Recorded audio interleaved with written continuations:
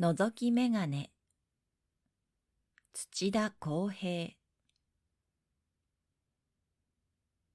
村の神社のお祭りで、さまざまな催し物が開かれていました。その中に、のぞきメガネがありました。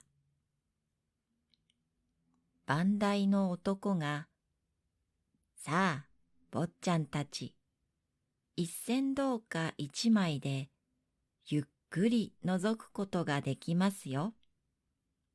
と、ニコニコ顔で子供たちを集めていました。村の男の子たちは、お母さんからいただいたお小遣いの中から一銭ずつ出して、覗きメガネを見ました。太郎さんもその時、よその男の子たちと一緒に、そのメガネを覗いてみたのです。一番目のメガネを覗くと、昔の鎧を着た侍が見えました。茶色い馬にまたがってかけてくるところでした。それはとても勇ましい姿でした。しかし、もともと絵に描いたものですから、馬は前足を高く上げたまま、少しも動きませんでした。二番目のメガネには、土地の人が虎狩りをしている絵が映りました。これもその土地の人が弓を引き、虎が牙をむき出したまま、いつまでも同じ姿勢を続けていました。次のメガネには、カーキ色の軍服を着た兵隊さんが、足並みをそろえて行進しているところが見えました。兵隊さんはみんな片方の足を持ち上げたまま、一箇所にじっとしていました。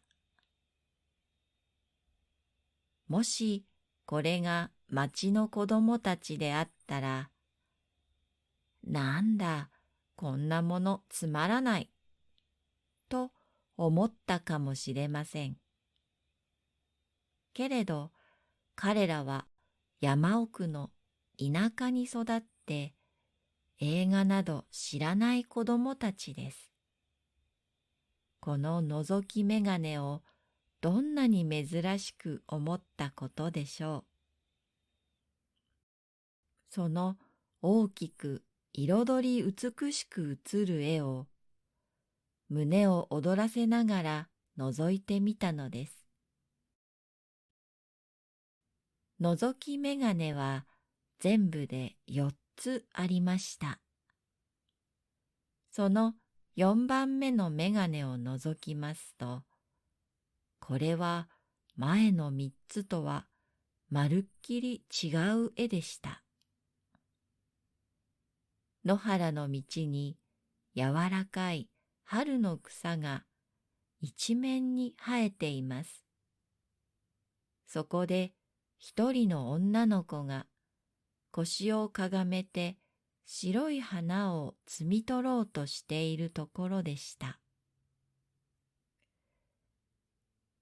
女の子の髪の毛が赤くカールしているのは外国の子供なんでしょう。その顔は大層可愛らしくて、長いまつげの下から星のような瞳が見えました。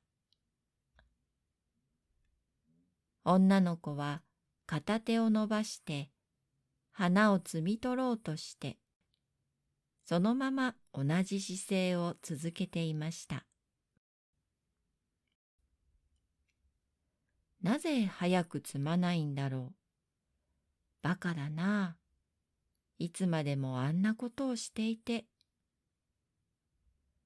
太郎さんはそれが覗き眼鏡の絵であることを忘れてしまいました。いつまでもじっと一つの眼鏡に取りついていて離れませんでした。番台の男が、さあ、坊ちゃん、お次の方の番ですよ。と笑いながら言いましたので、太郎さんはびっくりした顔つきで眼鏡から離れました。後ろには男の子たちが順番に並んで待っていました。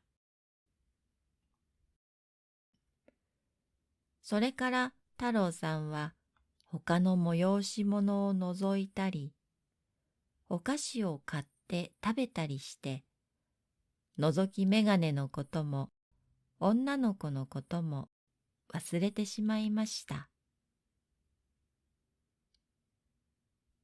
その夜、太郎さんは布団へ入って眠ろうとしていますと、昼間見たいろいろな珍しいものがちらちら目に浮かんできました。土地の人が虎狩りをしているところやら、玉乗りの小僧やら、大きな風船の糸が切れて空に舞っていくところやら、走馬灯のように次々に目に映っては消えていきます。そのうちにあの外国の女の子の姿がひょっこり浮かんできました。やっぱり昼間見た時のまま腰をかがめて花を摘もうとしています。あれ、まだあんなことをしている。バカだなあ。太郎さんは言いました。女の子は太郎さんの方を振り向いて、これ摘んでもいいの？と日本の言葉で言いました。うん、当たり前じゃないか。太郎さんが言いますと、女の子は嬉しそうにして、その白い花を摘み取りました。すると、あたりは急に薄暗くなって、深い霧の中に包まれたように思われました。太郎さんは眠ってしまいました。